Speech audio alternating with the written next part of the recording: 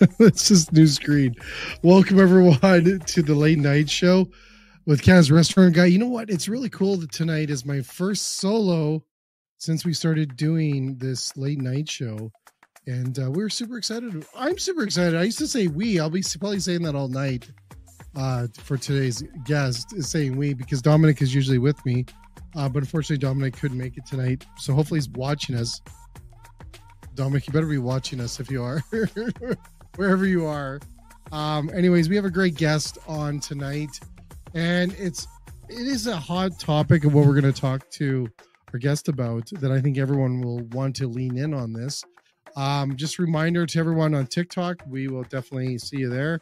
Please join us over there, as well as join us on Instagram and Facebook, LinkedIn, YouTube, Twitter, everywhere else. We are live. So thanks again for joining the late night show. So we're gonna have some fun tonight. And first of all, I want to introduce our guest. So and I got a new screen, everyone, and it's about the size of a small flat screen TV or a big flat screen TV. It is so big. So anyways, so welcome everyone. And let's bring our next guest in. I'm trying to adjust all this music and stuff on this big screen. I think big screens would be easier, but they're not. Oh, and by the way, it's not a podcast. So anyways, I want to welcome Val Upfold. Val, welcome so much. Hey, thanks for having me. You know what? So I have to apologize first of all because I got this big screen. I wish you could see how big it is. It's so big. Your face is massive on it? No, yours is. Just by the way. Oh, great. Just not mine. Yours is. So, and then I've got cameras here. I got screens up there, lights, and all this stuff. And yeah, so if I trip over stuff today with this big screen, I apologize already. But anyways, let's talk about what you do. And I'd like to a little bit about who you are. You are, from everything that I've read about you, you're like the go-to in the industry when it comes to recruitment. And I have so many questions in this subject, in this area. That is, it'll be a great talk tonight. And thank you again for taking the time. I know you're in Toronto tonight, so I know it's 9:30 there and it's 7:30 here out west. So thank you again. I always get amazed when you get people in Toronto. We had some people in New York on recently, and I'm like, okay, we'll keep it short so you guys get to bed early. And but we'll have fun tonight. But lots of stuff. So let's get you to introduce yourself, who you are, and all the great stuff you do. Yeah. All right. So I do executive recruiting in the hospitality field only in that space. So that's hotels, restaurants, entertainment, events, anything like that. I've been doing this for about 12 years. My background is in restaurant operations. I was a sommelier and a restaurant manager, and then got into HR in a large restaurant company for 10 years. So I came by recruiting naturally, so to speak. I did lots of internal recruiting. And it gives me a good perspective because I've done the operations role, I've done HR, and now recruiting, and all those bits have really helped me with that recruitment piece because I can see it from all different angles. Wow. Is this something that it's got to have changed over the years? Yeah, I mean, every year certainly is completely different depending on what the market's like. And as you sort of mentioned, it's been a big ticket, a big talked about piece in all industries, especially in hospitality. So yeah, the last few years have certainly been a lot of ups and downs and all arounds for sure. Is like, I have so much, I don't know where to start here. How much has it changed in a sense where we have AI now coming into so much of our industry, period? Is it coming into this massively as well? It has. I mean, I don't see it as much. The only time I've seen it is using it as a piece of advice to people that are interviewing and being interviewed, where they can put, ask what questions, like if you take the job description that you're applying for and put that into that chat thing, the AI thing, and I will pop questions that you will be asked and answered how you should answer it in the same way for the interviewers. So that's something I've been using, telling people to use it for. It just actually came into effect it's in reading right now in Ontario. It's probably in other provinces as well, where you can't use AI to answer your job ad. So if you're applying online, they're making that a bill that AI can't be the one to come back to you with I don't know all the lingo, but they're taking that out of being allowed to use that at all, because it found there's a lot of discriminatory practices involved in that. So those are the only kind of things I've heard about recruiting specifically. But that's pretty interesting, that thing about not allowing it to happen. There's just yeah. I didn't know that it's tied up with a whole bunch of other bills that people are speaking about, and that's one little part that I haven't heard. I've just recently heard about.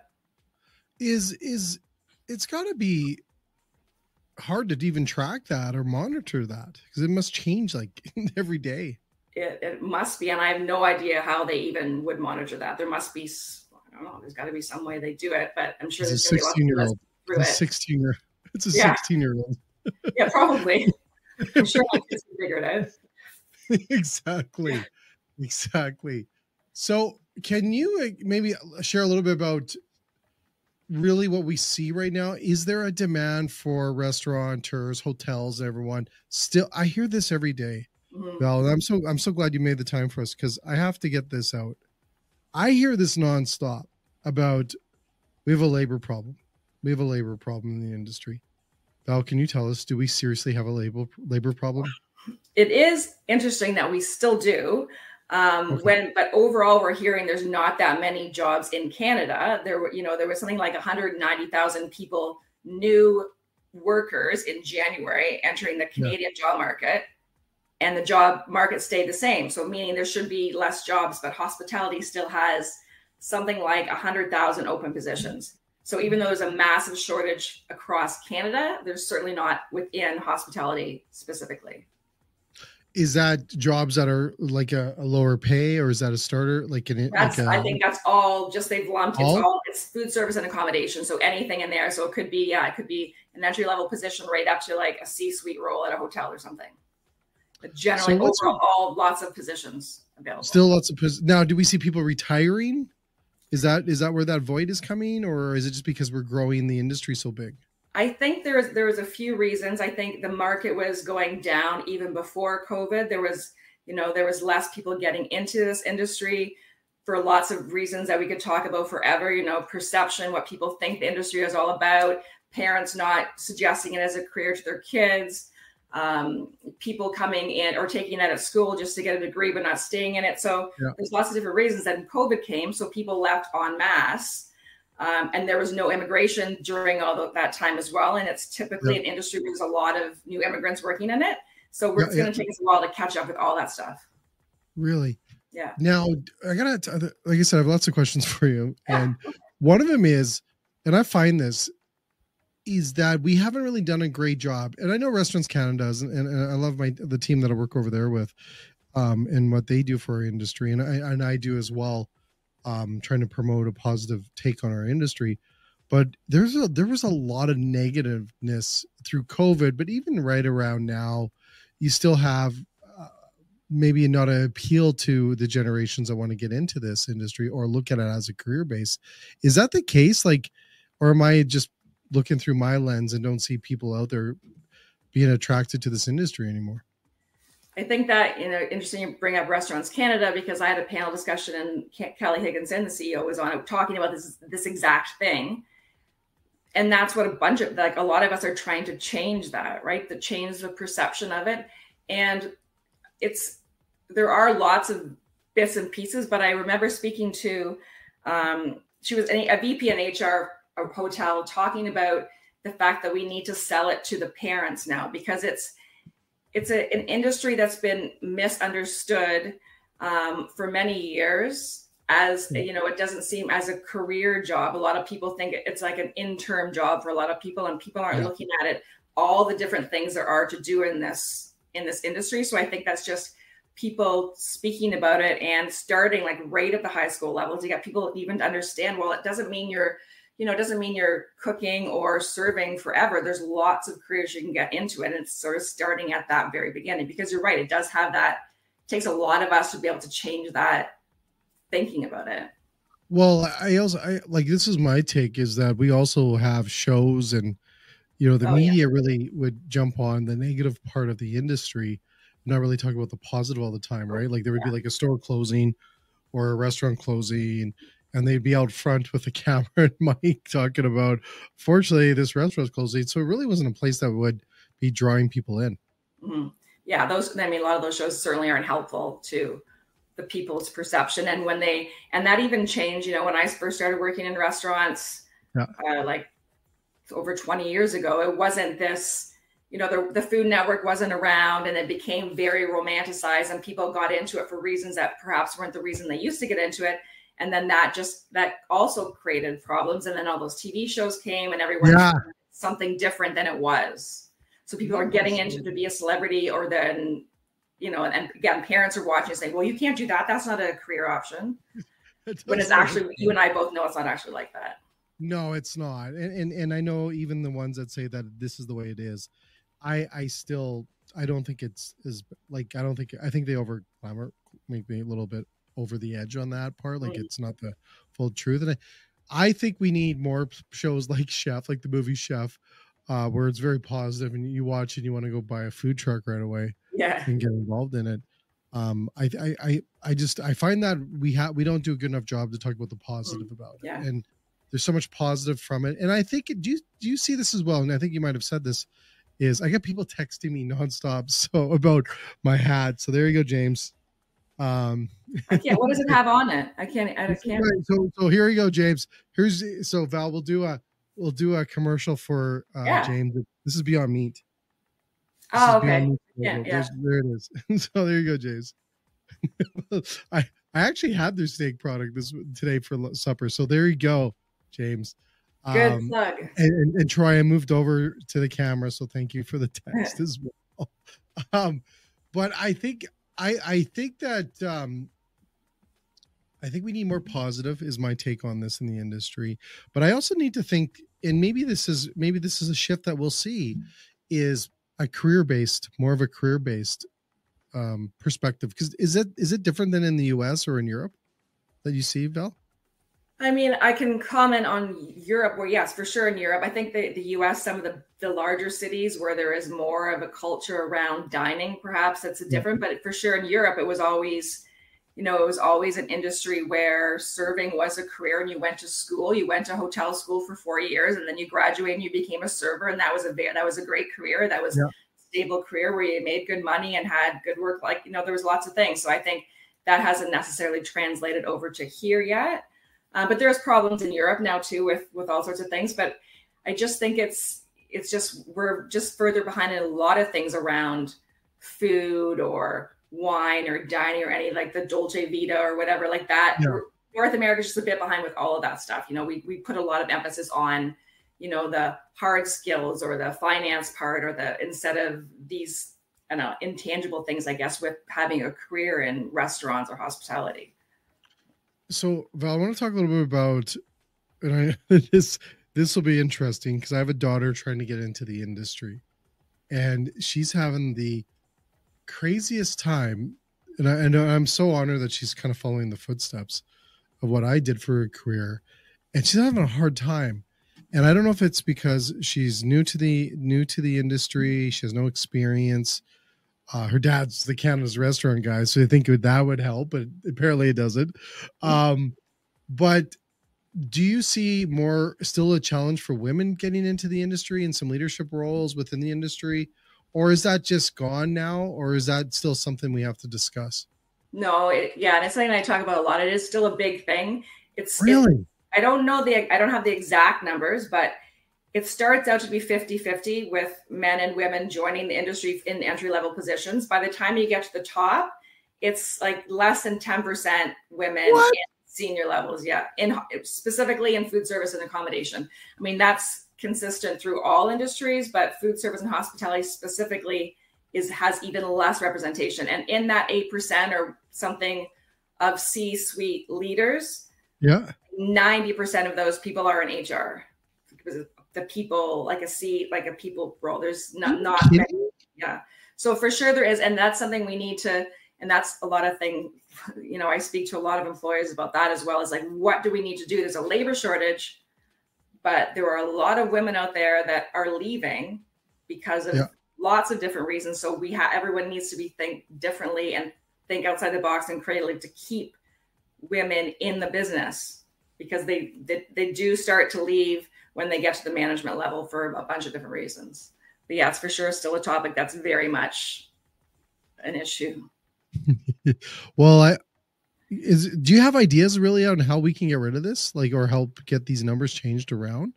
Because I find it, I like, and I've heard this for a long time, and I thought we would see a shift by now.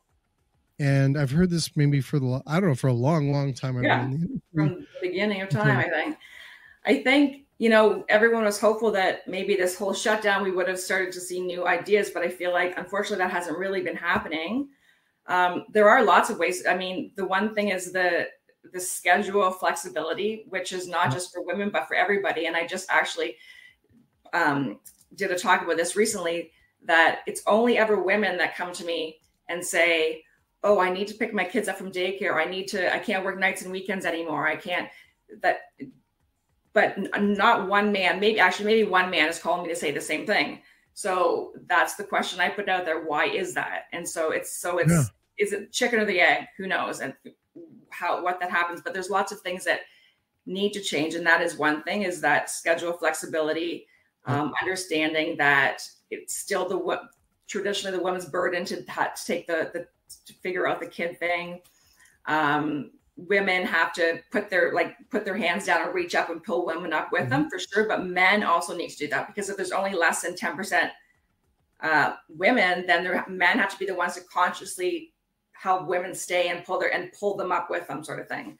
Because women, if it's just women doing it, then it's not going to be as effective when there's already so few women in it. Yeah, well, it kind of makes sense. And is that the same thing with different people coming into the country? They must even have it harder. You mean if related to women? Yeah. I would think so. And again, and it's also very cultural. Because there's a lot of people that, again, we're talking about the perception of the industry. So in some cultures, you only can be a professional, or that's because you come to a new country. And so we need to change that perception too. But I'm sure it is harder. I don't know what the stats are for new immigrants that are female, but I'm sure it's harder because they're always starting entry level, really. Mm-hmm. Well, and then there would be barriers with language and all the challenges, and just learning the industry in Canada is going to be different from a different country. Yeah, and that's going to be very challenging. Yeah, and that actually is interesting, because that's also in this new law that's passing, the same one that had about the AI thing. Yeah. You're not allowed to anymore by law, as soon as it passes, put needs Canadian experience on the job posting. People were doing that? Yeah, that's also just I don't know if it's passed yet. Maybe it has, but 2 weeks ago, it hadn't passed yet. But there'll be you no longer can put Canadian experience needed on any job ads in Ontario. Really? Mm-hmm. For that reason, because if there's a labor shortage, then it's not like you're a doctor or a lawyer that needs a license to work in a restaurant. I mean, the no Canadian experience is kind of it's not real anymore. Yeah. And I think, like you said, we have to be a little bit more flexible in allowing people into this industry, because most of the part of the industry is skills that can be taught. Yeah. A lot of it's personality, as you know. I mean, it's the soft skills. Like you can teach someone how to, to cook a steak or to open a bottle of wine, but you can't teach them that sort of emotional experience you can give the guest, or that how to communicate, or that warm personality. So I think that's a positive thing about our industry, is that a lot can be taught. We just have to show people that there's a lot of great things to do in this industry. Well, I've seen a lot of really good operators out there, and these are more of that, franchise model operators that are larger, that can take anyone off the street and say, we can make you a chef, or we can make you a server. And they have programs built into their companies. That's how I started. I didn't know anything. I had no idea. I still don't, by the way. and I started, and I remember going, wow, this is way different than what TV. It wasn't even TV. Was not even glamorizing. That's how long ago it was. But it was a point where they allowed me to grow through it. And it was so supportive. And I remember them saying, our really belief is that we can make anyone a chef as long as you learn those basic skills. And I think we need more people like that. And I think we need more operations like that. And hopefully there is. But I know I'm living it right now with my daughter, trying to find her a job in the industry. And I'm blown away. Yeah. And that also what you just said is exactly true for everything. So if there's a labor shortage, then you don't want to lose the people that you have. So the whole thing about retention is a massive topic too. And a lot of that comes from what you're saying is, okay, yeah, for sure. You can bring people in and train them on the basic skills. But what about those people that have already mastered that? You need to keep them in your company. So then you give them something else and you put them on a training path to get them to another role. And then once they've done that, then you move them into another position, and that's sort of what I did. I was in restaurants and then I worked operations and then I liked HR. So I put my hand up and said, I want to develop a training manual, but managers can do that with their staff, like identify what people want to keep them. Yeah. Like you said, you train them how to be a chef. Once they've mastered that, train them how to do something else and keep them around. How hard is it for operators to keep people, to retain them? Well, that's a huge thing. Because there was a time. Like, do you remember 10 years ago, I remember the whole thing. People were like, well, I'll move over here for 10 cents more or a quarter or whatever is $1 more. Is that gone now, or is that something still, or is it harder? No, that was in fact last year or 2022 and 2023 was more than ever because there was such a labor shortage. Employees knew that they had the power. People were moving all over the place for, $1,000 more. They moved, then 2 months later moved somewhere else because they knew they had the power they were in control and they knew it. So that for sure is happening. I think that slowed down a little bit. There was bidding wars last year for people's kind of like a housing, the housing war. Wait a second. There was bidding wars? Bidding wars. I remember saying to clients last year, come to the table with your best offer, just like you would in a housing situation, because there was so few people. Wow. And everyone. So and employees knew that, to your point. So people were moving. And so, turnover was the most it's ever been last year, I'd say, end of 2022, beginning 2023. It seems to have, from just anecdotally, sort of plateaued a bit. It's not as crazy, but there's still, it's one of the highest turnover industries. I think it is number one, and then retail's number two. Yeah. Serious. Mm-hmm. So I have a question on this, because I know as chefs, and I just was working with a whole bunch of really high-end chefs for a podcast project that we're working on. And it seemed to be something, not like an expectation of them moving from restaurant to restaurant, but it was a way that they were building their portfolio and how they were it was almost like, because back when I was in kitchens, you stayed no matter what. It wasn't like you hopped from one to one and you kept hopping. Is that normal for a lot of chefs to still to do that, to hop from one restaurant to another? Or is that just a group of chefs that do that, or is that normal? Yeah, I think that's normal. When I worked in operations, I worked at a fine dining restaurant in Toronto for many years. And that was in that level, at the highest level of dining, the chefs, that was always, and they actually told you that in chef school, that, it wasn't 3 months, but a year at a time. It was okay to work here for a year because you're right. You wanted to build your portfolio. And I still think that is a thing. I think there's less sort of questions around a chef that's done early in their career moving around as there would be someone in the front of house, because that was considered part of the culture. You want as many experiences from as many different chefs as you can get. But yes, I would say that's still a thing. So, Val, we have a lot of people that watch us from all over the world here on our show. And I know there's a lot of people on TikTok as well watch us on this show. And they're looking about coming to Canada. Maybe they're moving to Canada or what it is. What are some tips or things that they should look at to get involved into the industry? I'd say the first thing that I tell people is to be flexible about what you're going to do, because I feel that, and people need to be realistic. So I would say generally even if you're coming with Canadian experience and changing your career, you have to sometimes take a step back to move forward. Mm-hmm. So I would say that would be the number one thing. There are a lot of jobs out there, but even though there's no, it doesn't matter about Canadian experience, so to speak, I feel like people just have to be realistic in what they want to do. But there's so many tips for anyone with things like this, but I would always say, get your name out there as much as you can. You're coming in, you identify come up with a list of where you want to work, do your research, contact as many people as you can on LinkedIn, send them a note, you want to get your name known by as many people as possible, because you need to stand out, especially if we had 180,000 people enter the job market last month, in January, right? So I feel like that's it. You just have to be relentless on going after what you want. And you can't just accept that you're going to apply and that's it. It's a lot of follow-up. It becomes a full-time job to look for a full-time job, and you kind of have to go in with that mindset. It's like a strategy, right? You have to have a strategy, a roadmap on putting that together. Do you have any tips and stuff like that you can share on how to stand out on LinkedIn? Yeah, there are all sorts of, and there's lots of people that do this. Like, there's so many tips, and I will never say I'm an expert at the LinkedIn stuff. I can tell you about how to stand out in interviews and resumes and stuff. But for LinkedIn, I would say the one main thing I've been telling people is not to put your title. You're just supposed to put a bunch of keywords, and that really does work. So if someone's doing a search, they're not putting in chef. You're on your title, it should say loves food, creative, something in that tagline, and then in your job experience, it will say what your role is. So you take so I know what you're talking about. So the title of your name. Yeah. And then underneath it, there's a brief blurb. That's you don't where you want the title in there.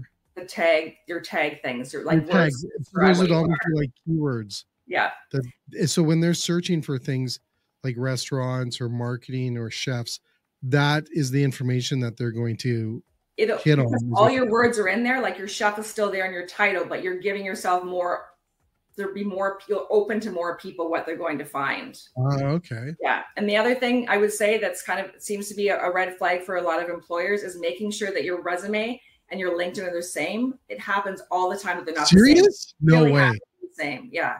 There's often like totally different dates of different things missing, or it's not up to date. It'll have a job from 2 times before. Or there's one on your resume that's not on your LinkedIn. So that sets off red flags. No way. Making sure update a picture. I would always say take off that green open to work thing. Okay, please, everyone that's watching this, Val, that is my biggest pet peeve. And I love everyone that's using it. I know the purpose. But please take that bloody green thing off your thing.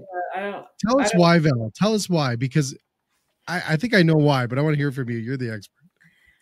I just think that there's still, whether it's true or not, there's an idea out there that the people that are employed are the best people to hire. So if you have a job, you're going to be more marketable. And so you don't want to advertise that you don't have a job. They're going to find out anyway, but why put that rate out there? It's the first thing you're telling them. There's lots of other things you can tell them other than that thing at the beginning. It's not, maybe does it feel like, you're trying to, maybe not, like you said, you have to work at it to get the job or the career you want. Does that look like it's kind of like this really simple way of saying, hey, I'm looking for a job? Well, that's all. Yeah. And I also think it's the same thing when you go to an interview and someone's, they have, or the same thing if you see on LinkedIn, there's one company that has 5 different job openings and you apply to all of them, say you want any of them. That's also not good. It's the same thing. You don't want to be specific and look like you have a goal, you're going for something, you're working toward it, not just like, oh, I'll just take anything. It doesn't matter. Okay. I have so many questions more, Val. This is great. By the way, thank you again. And just a quick shout out to everyone. James, if you're still watching, I did have some Beyond Burger product today in an air fryer, like I taught you. And everyone, please send us questions and everything for Val if you have questions and stuff on Instagram or TikTok or LinkedIn. We've got everything set up so we can get the comments and stuff here. But Val, first of all, this is just outstanding, all these ideas and stuff like this. Biggest question, how important is the picture on LinkedIn? Your picture, AI, I got AI. I'll admit it. I'm that guy. I got an AI picture there. Is that hitting people hard, or does that matter even? Oh, I didn't even think, I've never even thought of that AI thing. You mean because they're fake, like they're enhanced photos or something? Oh, I look like I'm 20 years old. Yeah. All right. Yeah, I don't know. I think it's better. I think it is like you're not applying for jobs, so it's okay. But I think if it is an interview setting, I think you want it as close as possible to what you look like, because again, you want to feel like the person when you're in an interview with someone. So if you're already nervous about something, you don't want to walk in and they don't recognize who you are. You want them already to know, to have that feeling of familiarity, because interviews are already a natural setting. So why make it worse when you're expecting someone else to show up? It's like the Tinder profile. Yeah. You're like, oh no. Yeah. What's it called? Catfishing or something? Or exactly. Yeah.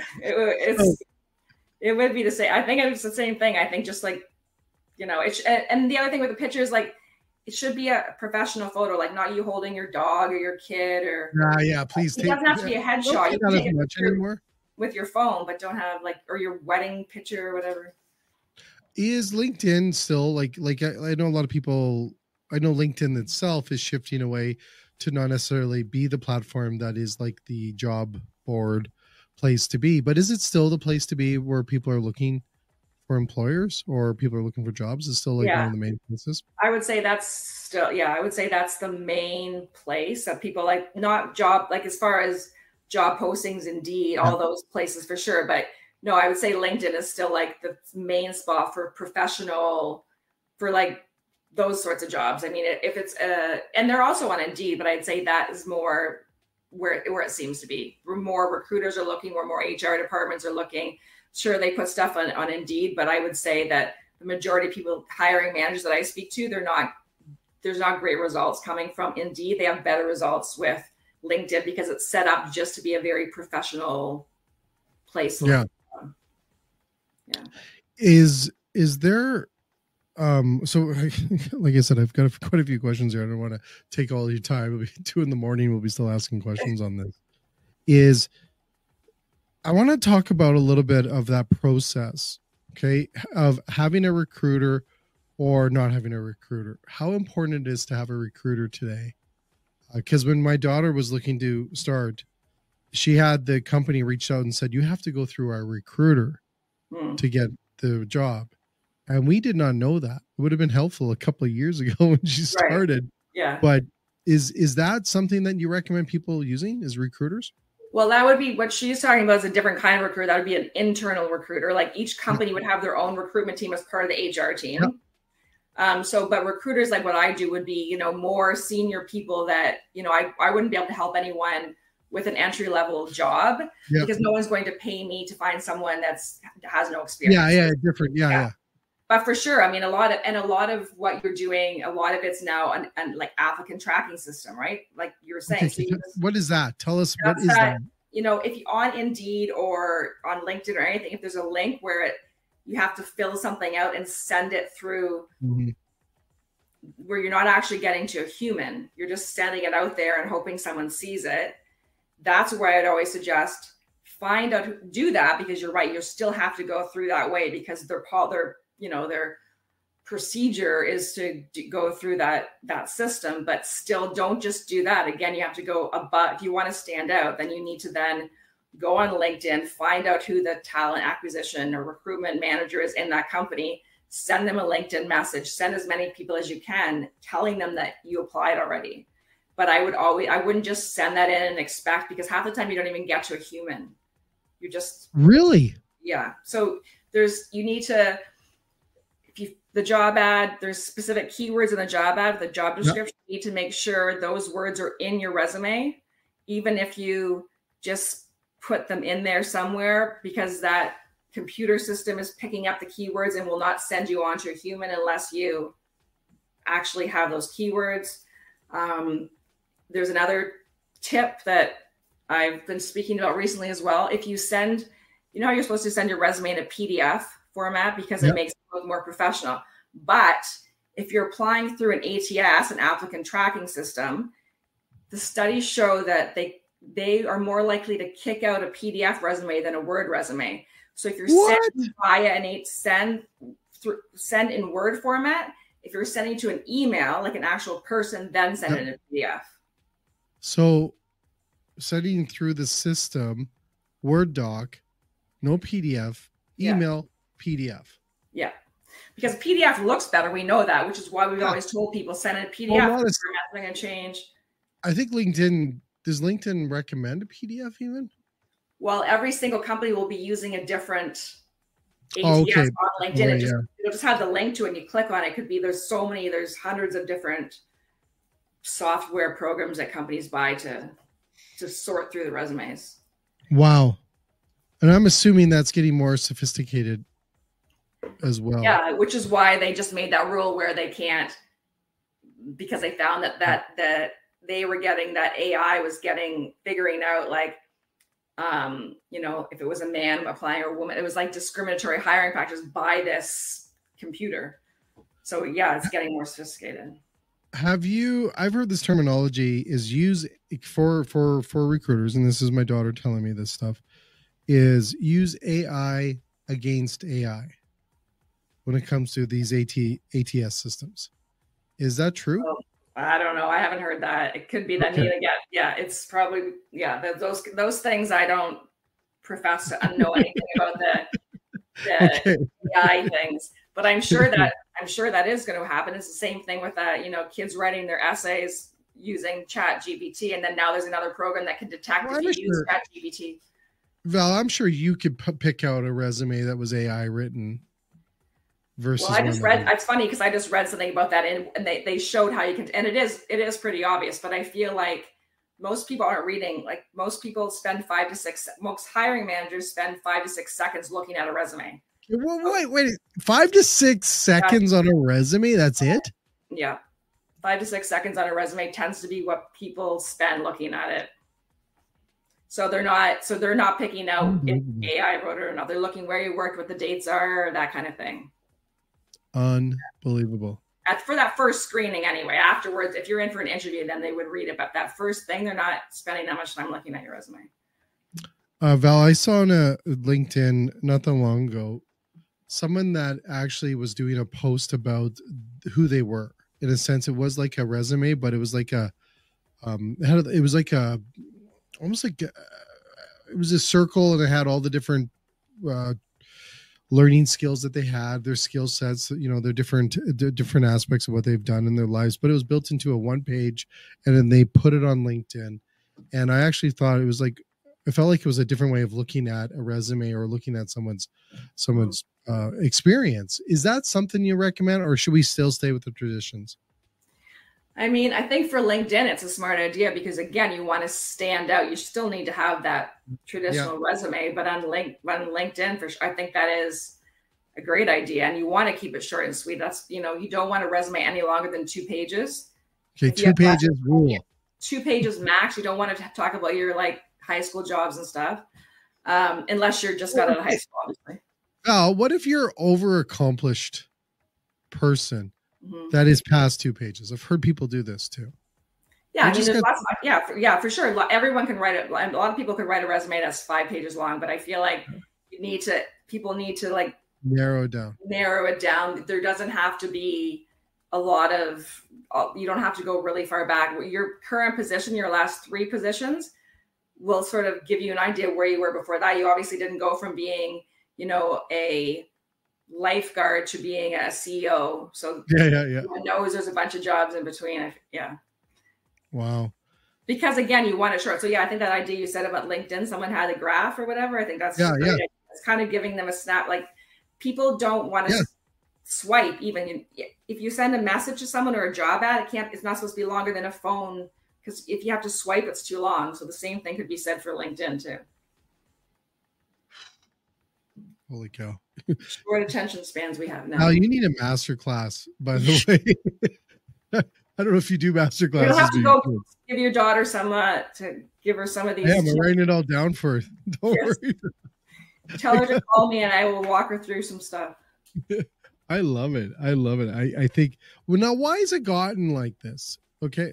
Cause back in the day, I haven't done the job looking for a year. I don't plan on it either, but I am in a sense always wondering, how did it get to this? Is it because people messed with the system? Did people cheat the system? Did we hire the wrong people? Are we looking to hire people better? How did it get to what? The labor shortage or? Well, no. Just the sophistication that we have to make sure the resumes are 2 pages. Well, it's like everything.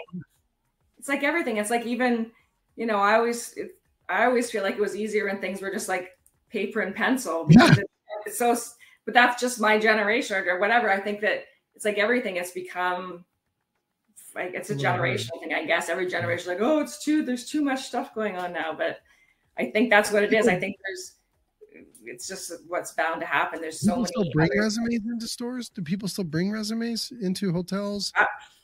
I don't even know, because to your point, you can't even really do that. I mean, I think if you walked into like the local coffee shop or the local restaurant with a resume, fair. But then if you walked into a hotel, they would literally say to you, you got to go online and apply through the ATS. Like they don't, like if you had a piece of paper, it doesn't mean anything to them. Isn't that crazy? It's all online now. That's how it was our generation, Val. Yes, I know. But I mean, there's still, again, you could still walk in with a paper resume and you're making yourself stand out, as long as the next day you send a message on LinkedIn saying, hey, I delivered a resume yesterday and now I'm going to go on your online system and apply. There's no harm in doing it. You're only making yourself stand out because no one does it. Yeah. Wow. I want to talk a little bit about the C-suite in the hotel, in the industry, and what people are looking for when it comes to the top level of running organizations, hospitality groups. Is there still people looking for those roles, or are those roles filling in? And if they are looking for those roles, what's some of those traits that they're looking for in individuals? What are they looking for? I think there's still lots of those. I think because, again, we've heard about how the demographics are changing. Baby boomers are retiring. That's generally who are in those roles. So more of those roles will be coming up. Yeah. We also lost a lot, during COVID, we spoke a lot about, the servers and the cooks and the sous chefs leaving, but there was holes everywhere because people, at the highest level were like, well, in hotels or restaurants were like, I'm out because I don't want to go back to the way it was, where my whole team was let go and had to start from scratch and do all the work I did 20 years ago. So there are more openings and more coming, but I think it's the same thing with, like it's always been. I feel like it's well-rounded. The more successful people have come from somewhere within and understand lots of different areas of that industry. So it's not, but also having lots of different experiences, whether it be, some corporate, some entrepreneurial. I think that, and there's always still going to be those soft skills in all hospitality. Like even if you are the CEO of the Marriott, you still have to understand that you're in the hospitality business. So there's always going to be that. I do see a lot of C-suite people becoming younger. Is that normal too? As people are retiring. Or am I just getting older, Val? I don't know. I know. I'm all against ageism for sure. As an older person, yeah. But yeah, I think it's, for sure there's people, because it's also because of, to your point, everything's so AI and that sort of technology, where I think it's the younger generation that understands that. So yeah, you do need to bring in, and certainly in some areas, business areas more than others, you need to know all the new stuff. And maybe those people that have been around longer don't know as much. So it makes sense that you see more younger C-suite people. I want to talk as we wrap up here, Val. I have a question here on seasonal business. As golf courses are opening up again, I see people, I've been talking to some of the people that I work with in the golf industry. A lot of golf courses are looking for GMs. Is it going to be even, and I've heard how hard it is. I was at a golf conference this past fall, and it sounds ridiculously hard to find people in seasonal accounts. Is that going to get better, or are we going to see that also be a challenge? Or do you hear anything around seasonal accounts? Well, this was interesting that you heard that, because I, in fact, heard the exact well, it might change again this year, but I heard the exact opposite, where the resort towns out by you it was always very, very hard for them to find people. But for the last 3 years, as it's become more expensive to live in cities, they've actually had, for the first time ever, more people than they need in the resort properties out west, and resort properties, than that they do in the properties in Toronto, because people are graduating from university and saying, well, I can't afford that rent. I'm going to go live out there for 2 years where there's accommodation and live there. So golf courses are maybe different, but it's been easier for them to find, as cost of living has increased, for them to find seasonal workers. that are there because of the accommodation. And so, in fact, it was one large resort chain that actually closed down part of their hotel for staff accommodation because that made more sense for them. The cost benefit analysis was better if they closed it down and had staff living there than it was to open it for guests. It made them more money to do that. Well, I know that Banff was always a hard time for Banff to find people. And now it's been easier for them the last 2 years. Yeah, that's great. That's great news. See, there's always positive news in our industry. There's no one in the hotels in Toronto, but they're all up there now. I know it's like, yes, come on out. Yeah, goes in waves, I guess. It's great because the tourism comes into those small towns, right? And the tourism business is so big for us out here in the West. And when we hear that, it really means that the tourism is people are coming in from different countries to see these beautiful places, are going to have a great experience. And that's great news. That is good news. There's a silver lining. Yeah, I'm hoping golf courses like the golf course event I was at, it was the main event for the year for all golf course when it comes to clubs. And they did say it was difficult this past year. And I kind of kept telling them in the conference, and I was doing a presentation to them, that we really need to just talk about more of the positive about the industry when it comes to what they do. Because I also think working at a golf course is pretty cool as well.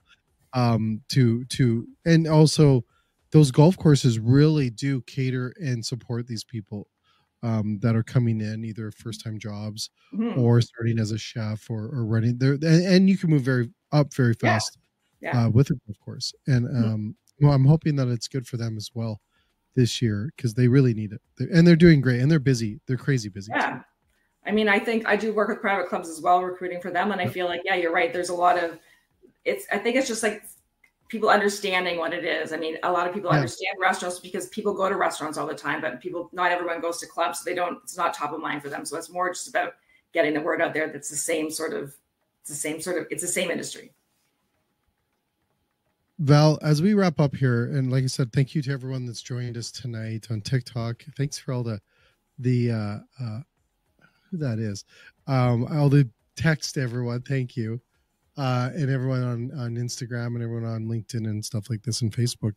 I do have a question here, Val, as we wrap up. Last couple tidbits for you. If you had someone coming to you and say, Val, what do I do? What's the first thing I do? Can you give us just 2 tips as we wrap up tonight that they will never forget in their whole life, even if they start a job, quit a job, whatever it is? What's the 2 things you tell someone? Around looking for a job? Yeah. Well, the one tip I always will say, the one tip I think is really important, I'm going to reiterate because I already said, is get your name known as many places as you can. Don't just send a resume. Find every single person you can on LinkedIn or find their email. You can find out what someone's email is by looking, how does, Fairmont's do their find the name and put at Fairmont. Send as many emails as you can to get your name out there. When you get an interview with the hiring manager, send an email to that hiring manager the night before to say, nice to meet you. See you on LinkedIn again, because then they see your face and you've made that initial connection, and that helps take away some of the nervousness that it is going into the interview the next day. And then this is 3, but you can give us 10 and keep going. The whole thing about practicing, like people will say to me, I interview all the time. It doesn't, practice makes perfect. And there's a legit reason why that saying is around, is because you need to practice talking about yourself in front of a mirror over and over again about your strengths, how good you are in making eye contact. Practice is what makes a huge difference, because interviews are stressful and there's ways to make yourself feel more comfortable. The more prepared you are, the more comfortable you'll be, the more confident we'll be, the more likely you'll get a job. So practice is the massive thing that not enough people do when they're just before they interview. That's such great advice. Practice. And I'll share that with my daughter as well. It is hard. It's awkward to talk to a mirror, but it does make a difference. It helps. Absolutely. Because I find that even just doing podcasts and stuff like this, I tell you, it took 1,500 shows later to make me comfortable to even do a TikTok and things like that. But it does. It's practice, right? Yeah, practice, right. Well, Val, I want to thank you so much. It's late. It's almost 10:30 in Toronto. And I just want to thank you. You are so knowledgeable in this space.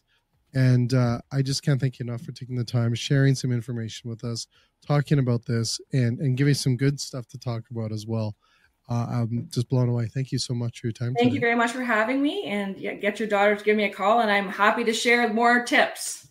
Okay, where do people find you if they want to reach out, follow you, all that stuff? Where do they go? Yeah, so Val Upfold is my Instagram, and actually on there's a whole bunch of interview tips right on there. So there's like a highlight icon called interview tips, and I do all sorts of reels, tips and tricks about interviewing and resumes. I post all sorts of stuff on. There's more on Instagram because I can do the reels there. LinkedIn also has some stuff, but Instagram has an added bonus of a bunch of different, more interview and resume tips. Awesome. Well, Val, send me that, and I will then put it up on my channels as well. All right. And then I'll include it in my newsletter this weekend. Great. And promote your stuff out there. I just thank you enough. This is so valuable for everyone. And the industry is a great place to work. It's a phenomenal place to work. I've been in it 34. This is my 34th year.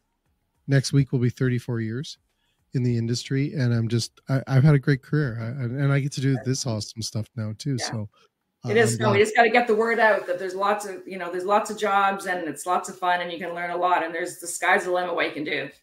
It is. It really is. And you don't have to just be a chef. You don't just have to be a server.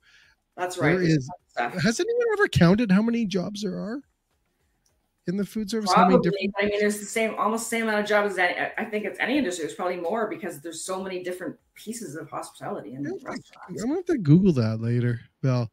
Let me know the answer. How many hundreds of jobs there are? Thousands of titles. Yeah. Titles, right? Yeah, so anyways, thank you again, Val. To everyone else, thank you again for joining us tonight. And check out Val. Thank you so much. Thanks. Take care. Have a good weekend. Bye.